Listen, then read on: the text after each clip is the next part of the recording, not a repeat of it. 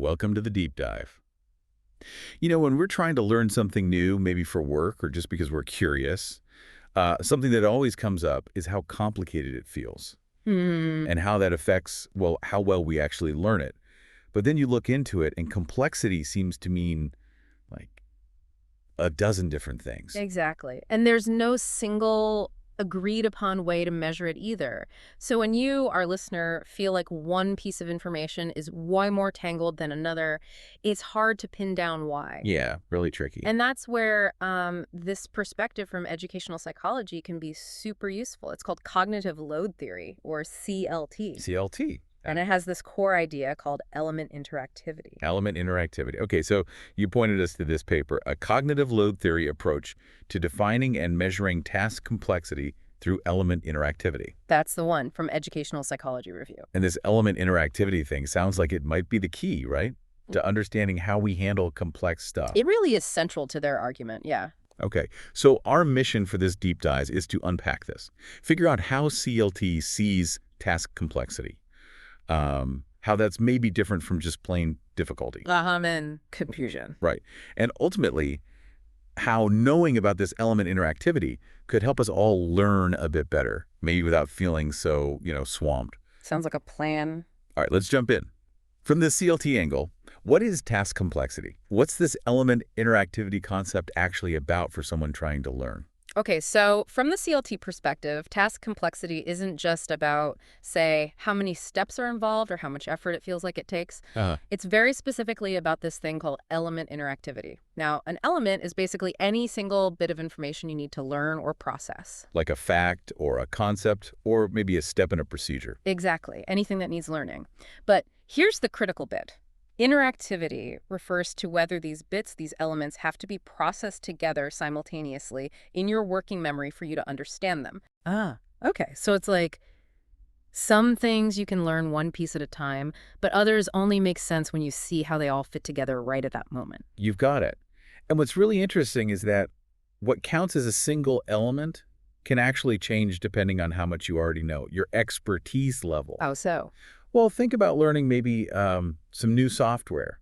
For a total beginner, every button, every menu option might feel like a separate element they have to figure out. Right. Lots of little pieces. But for someone who's used similar programs for years, they might see a whole toolbar, not as 10 separate elements, but as just one single formatting tool's element. It's chunked together in their mind. Okay, that makes a lot of sense. So the complexity isn't just in the information itself, it's also about how my brain interacts with it based on what I already know. Precisely.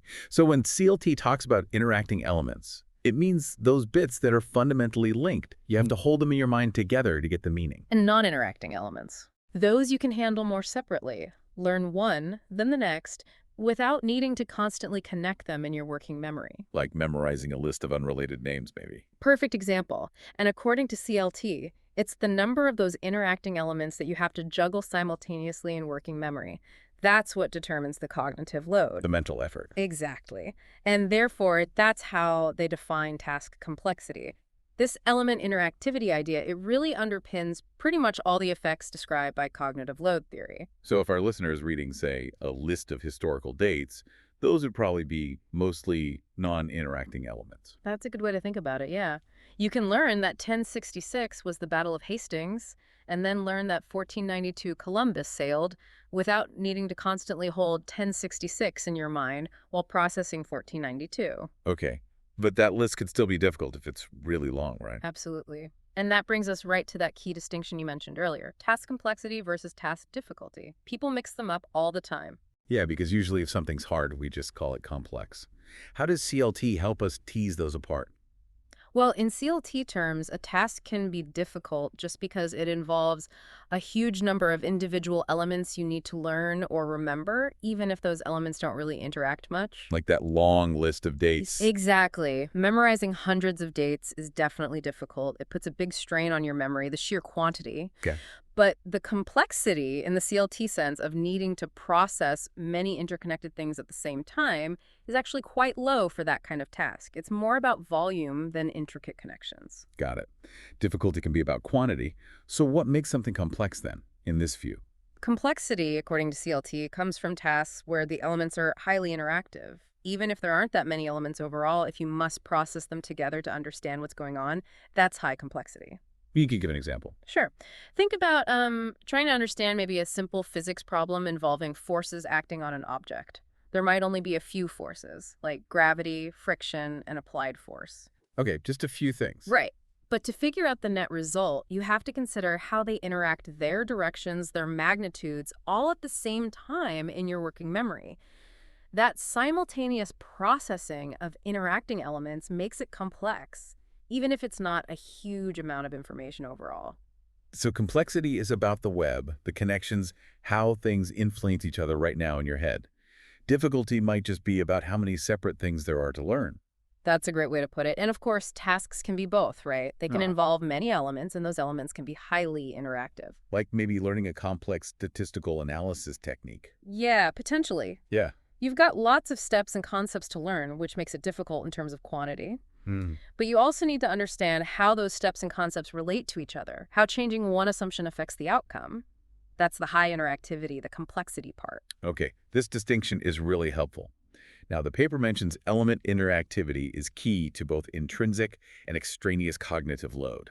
Let's unpack that. What are those two types of load? Right. So intrinsic cognitive load is basically the inherent, unavoidable complexity of the material itself for a specific learner. Okay, inherent to the topic itself. Yes, and crucially, relative to what the learner already knows. It's determined by the number of elements that must be processed together to understand the core concepts. So it's sort of fixed for a given topic and a given person's knowledge level. Pretty much. You Oh. can't really change the intrinsic load of understanding, say, quantum physics, for a beginner just by explaining it differently. Ah. The concepts themselves are deeply interconnected. That's high intrinsic load. Right, the fundamental ideas just are interwoven. Exactly. You can't grasp one without relating it to others. Now, compare that to something with low element interactivity, like maybe learning vocabulary in a foreign language. Okay. You learn dog means chien, cat means chat. While you need to learn each pair, they don't heavily depend on each other for that initial understanding. The intrinsic load in terms of simultaneous processing is lower per item. So low interaction, lower intrinsic load. High interaction, higher intrinsic load. Does the paper give a concrete example of estimating this? Yes, they use a really good one. Solving a simple algebra equation like ABC, solve for A. Okay. Seems straightforward if you know algebra. If you know algebra, yes. But for a novice, think about all the things they might need to process at once at some point.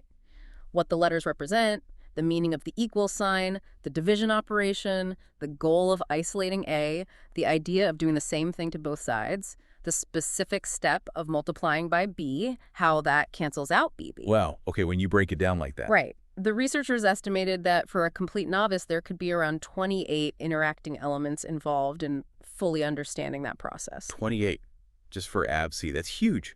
It seems huge, yeah, because they're counting every little conceptual piece that needs to be active in working memory. But then contrast that with an expert. For them, solving for a meshel is likely just one element because they've automated it. They retrieve the whole procedure, the whole concept of solve this type of equation as a single chunk from their long-term memory. The intrinsic load is incredibly low for them. That really shows the impact of expertise. It does. The paper gives other examples too, like calculating the area of a complex shape, maybe one made of a rhombus and a trapezium stuck together. Okay.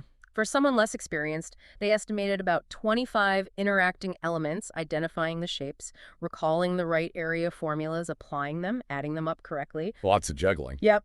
Even learning the rules for a specific type of puzzle poem apparently involved about 14 interacting elements because of all the constraints between lines and words. Interesting. And they looked at understanding a medical text about something called a Kleefstra syndrome. For novices, they identified about 16 interacting unit ideas or thought groups.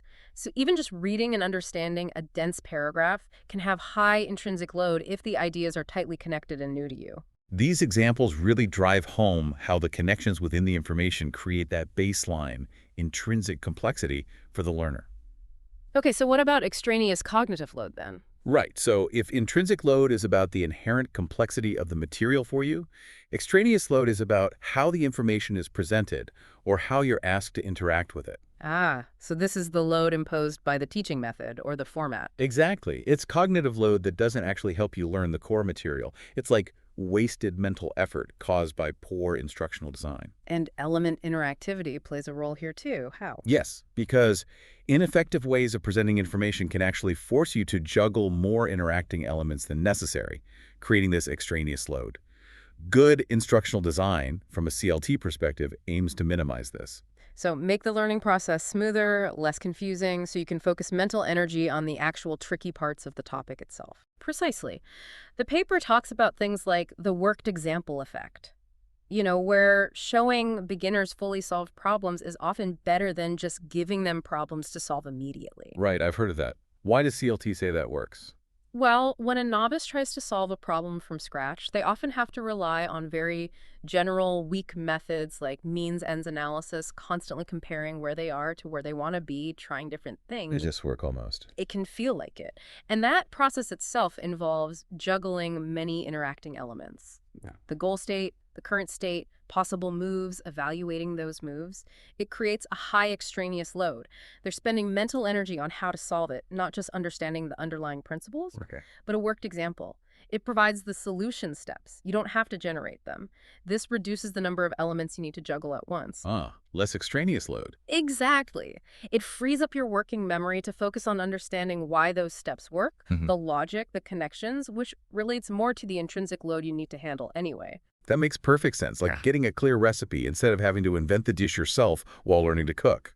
Good analogy. Another classic example is the split attention effect. What's that? That's when you have related information presented separately, like a diagram on one part of the page and the text explaining it somewhere else. Oh yeah, that's annoying. Keep looking back and forth. Exactly. And that looking back and forth isn't just physical, it's mental.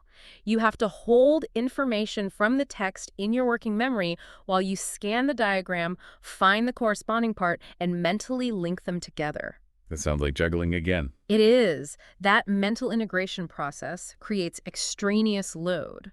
The paper suggests that trying to integrate split text and a diagram might involve, say, 8 interacting elements just for the searching and mapping process. Wow. But if you integrate the text into the diagram or place it right next to the relevant part, you eliminate that need for mental searching and linking. Much easier. Way easier.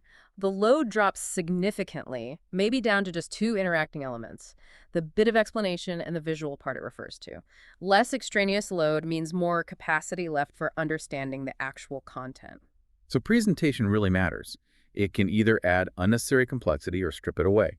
Now, the paper also mentioned task complexity versus knowledge complexity. How does that fit in? Yeah, that's a subtle but important distinction they make.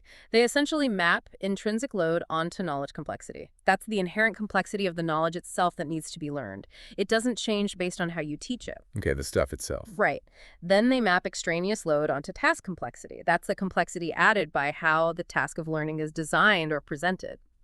So the presentation method affects the task complexity extraneous load, but not the underlying knowledge complexity, Yeah. intrinsic load. Exactly. You can make the task of learning about quantum physics easier or harder through good or bad instruction, affecting extraneous load.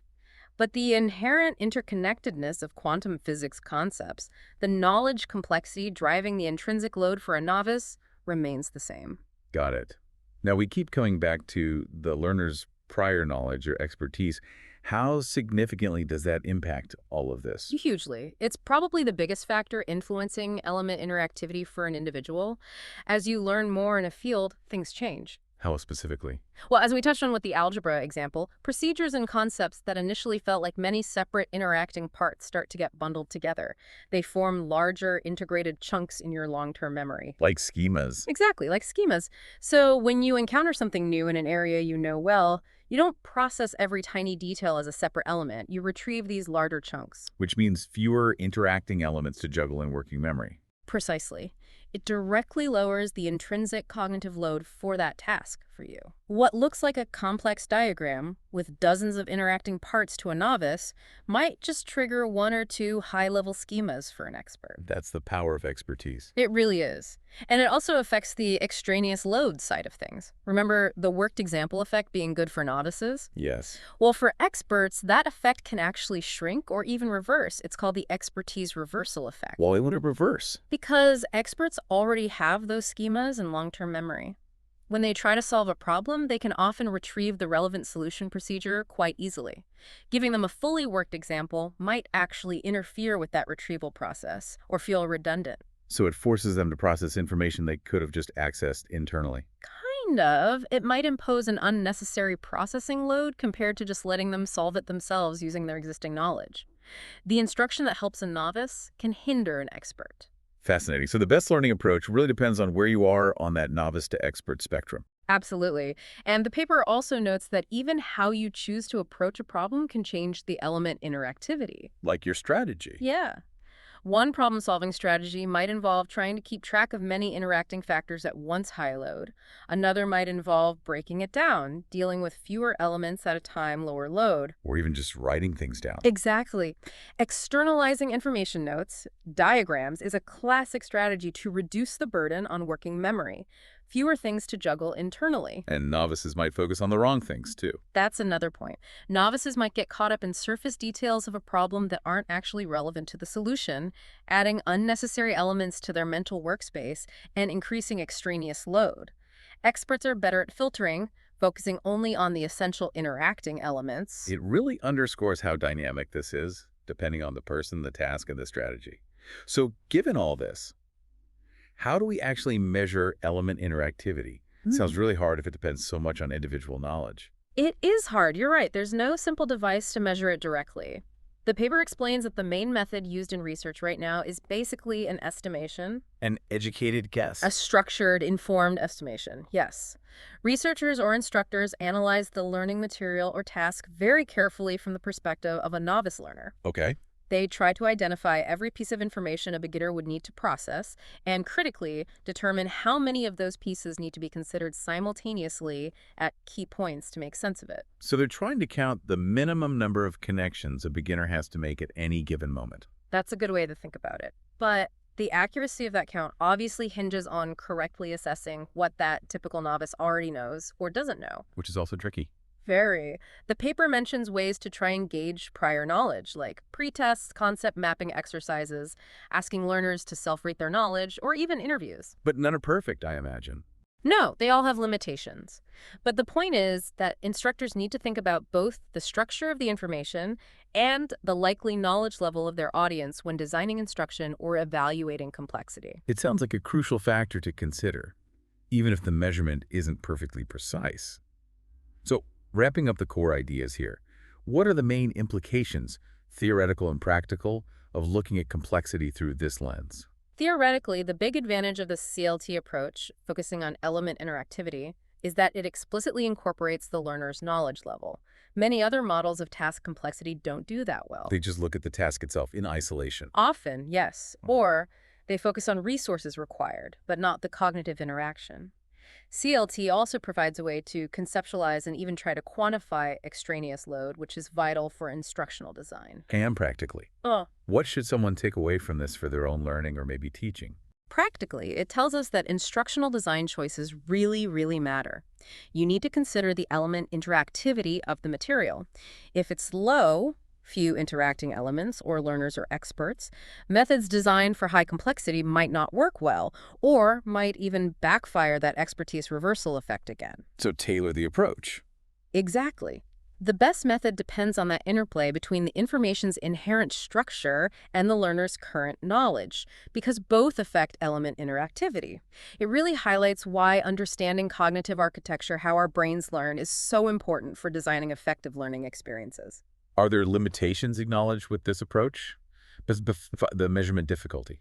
Well, related to measurement is the fact that estimating prior knowledge accurately remains a significant challenge. Also, while the theory applies broadly, much of the detailed research and examples, especially on estimating element counts, have been in well-structured domains like math and science. Less so for things like history or literature. There's work being done, like the medical text example, but it's perhaps less developed for analyzing, say, complex narratives or arguments in humanities, though the principles should still apply. So the paper's conclusion is essentially that, despite the challenges, thinking about complexity in terms of element interactivity is valuable. Yes, they argue it's not just valuable, but currently the most useful approach we have because it's grounded in how human cognition actually works. It considers our limited working memory and the role of long-term memory knowledge. Okay, so try to sum this up for our listener. We've dived into cognitive load theory's view on task complexity. The big takeaway seems to be it's not just about how hard something feels. Right. It's about the interaction.